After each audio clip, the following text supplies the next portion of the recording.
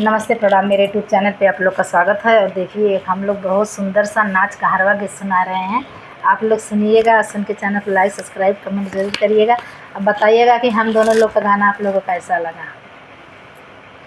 अरे चकई काटत गलवा हिले बेल के जो बनवा, चकई काटत गलवा हिले बेल के जो बनवा, कही दा भौजी भैया से दई दे मोर गवानमा, कही दा भौजी भैया से दई दे मोर गवानमा, दई दे मोर गवानमा हो दई दे मोर गवानमा, कही दा भौजी भैया से दई दे मोर गवानमा, कही दा भौजी भैया से दई दे मोर गवानमा।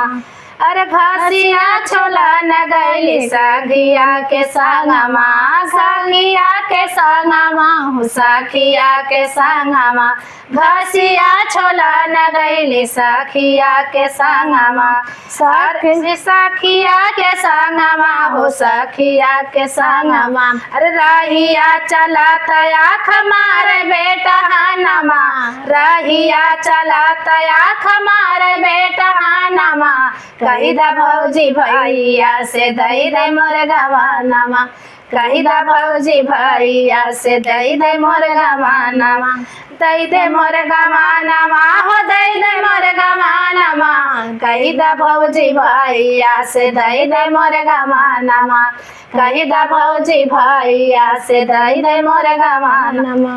अरे पानिया भरन गैली पकले कुआनमा, पकले कुआनमा हो पकले कुआनमा, पानिया भरन गैली पकले कुआनमा।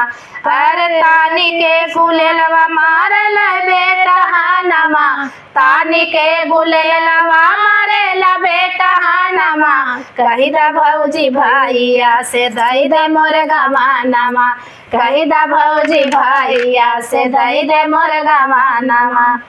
अरे चकई काट गलवा हिले बेल के जो बनवा, कही दा भौजी भैया से दई दे मोर गवानमा, कही दा भौजी भैया से दई दे मोर गवानमा।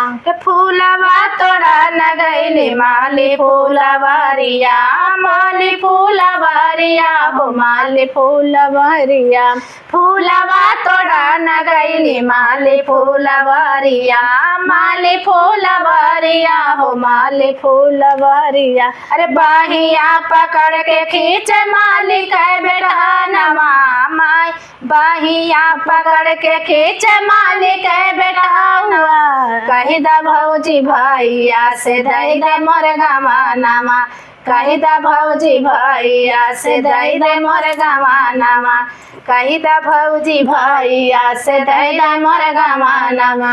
अरे चकई काट गलहिल बेल के जो बनवा, कही दा भौजी भैया से दई दे मोर गवानमा, कही दा भौजी भैया से दई दे मोर गवानमा। कैसन लाग हमार गाना सुन के आप लोग कमेंट में मस्त जरूर गीत है, चटकदार गीत है, एंजॉय